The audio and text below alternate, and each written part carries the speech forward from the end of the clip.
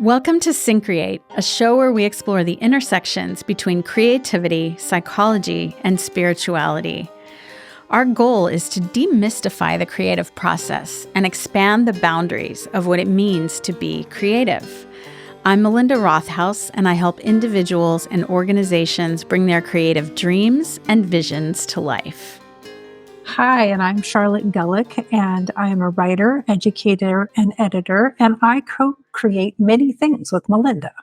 So today we're going to be diving a little bit more deeply into our Syncreate model of play, plan, and produce, and we're going to focus on play.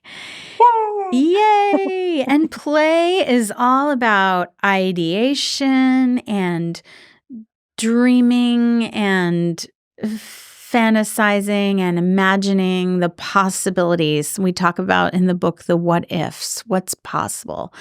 And so play really should be something joyful, and often our creative process starts out that way. We have this idea, we have this inspiration. And so how do we nourish that playful sense? I see it almost like as, allowing ourselves to be like a kid again and just Absolutely play. Yeah. So I think what's really important in that is to think about our book, and we encourage people to break down the process into play, plan, and produce.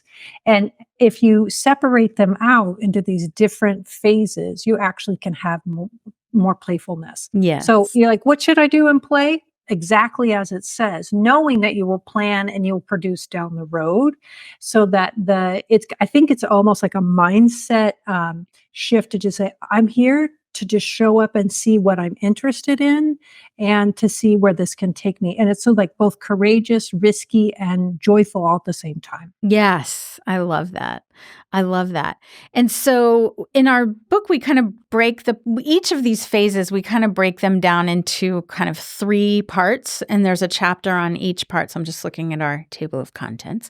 And for play, we have creative ideation, which we just kind of described, as well as skill building and experimentation. So skill building is all about, honing our skills, whatever our medium is, or sometimes it might be about exploring new skills, learning new things that might inform whatever medium that we're working in, whatever we consider to be like our main creative focus. Right. And then we have experimentation, which is where we try different things out, like throw things at the wall, see what sticks, giving ourselves permission to, just experiment and see what happens. And it doesn't have to be perfect and it doesn't have to be right, but maybe we'll learn something in the process, right? Absolutely. And then thinking about one of the definitions of creativity is finding connections between things that people haven't seen before. Yes. And that really comes out in play and in experimentation. So we talk about in the book where we're like, we're going to write a new version of this masterpiece. We won't tell you right now so you can buy it, find out. But just like how can you how can you experiment in ways that offers the world something new? Because sometimes people feel like they don't have any more creativity, or it's all been thunk before. Mm-hmm. And we think there's still more thinking to do and playfulness to happen. Absolutely. So one of the things that folks can do is to think about what's an area where they would like to build their skill. Yes. And that is, you can also try something outside of your main medium. Mm-hmm. So like for me, one of the things I'm a writer, and one of the things I try to do is build my skill in another language. So I'm learning Spanish. And you're very diligent with the Duolingo, I must say. I'm on day 1,365. Congratulations. Wow. That came out of the pandemic. I wanted to give myself some structure. Yes. But it's so great because it's helping me learn English more thoroughly, or get to know it and more thoroughly. But the stakes are also low. Like, it's not like I need to be a Spanish interpreter or anything. So there's my serious stuff, but there's also this experimentation in another realm, which is very awesome because it feeds my primary area of focus in new ways. Yeah. Yeah, exactly. So, in our book, we end each chapter with a series of what we call creative sparks, which are kind of prompts to help you work with, that particular aspect, whatever is the focus of each chapter. And so one we want to share with you today as a creativity pro tip has to do with woodshedding, which is a term that comes from music and jazz specifically. And it's this idea of like going out to the woodshed and chopping the wood and just honing your skills, practicing your scales, like really, really, really crafting your process. So tell us And I was going more, to say, Charlotte. so, we encourage you to try to do this for 20 minutes a day and that you also build muscle memory. So it's not a foreign activity. So you're like, oh, this is what I do at this time of day.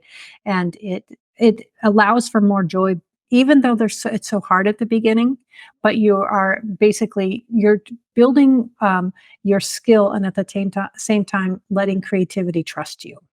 Yeah, I love that. Yes, you trust the process and the process trusts you. Mm-hmm. And I don't know, it's just bringing to mind, I just watched that wonderful documentary about Jean Baptiste. I don't know if you've seen that We're yet. watching it right now. Yeah, American Symphony. And, he's just the embodiment of all the things that we're talking about here. So check it out if you haven't seen it yet. So at Syncreate, we're here to support your creative endeavors. So if you have an idea for a project or a new venture, please reach out to us for one-on-one coaching or join our Syncreate 2024 coaching group, which we're really excited to be offering. This will be a small group of folks who they identify a project and take it through its process, and we meet regularly to check in and be inspired. Yeah, so we'll be walking you through the model that we've been talking about in these mini sessions of play, plan, and produce. So you can find more on our website, syncreate.org. Where you can also find all of our podcast episodes. We're on social media as well under Syncreate, and we are on YouTube.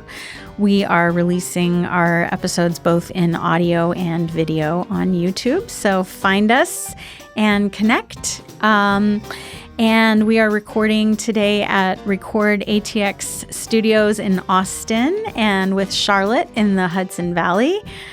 So glad to have you with me on this new endeavor of our Creative Spark episodes. And the podcast is produced in collaboration with Mike Osborne at 14th Street Studios. So thanks so much for being with us, and we'll see you next time.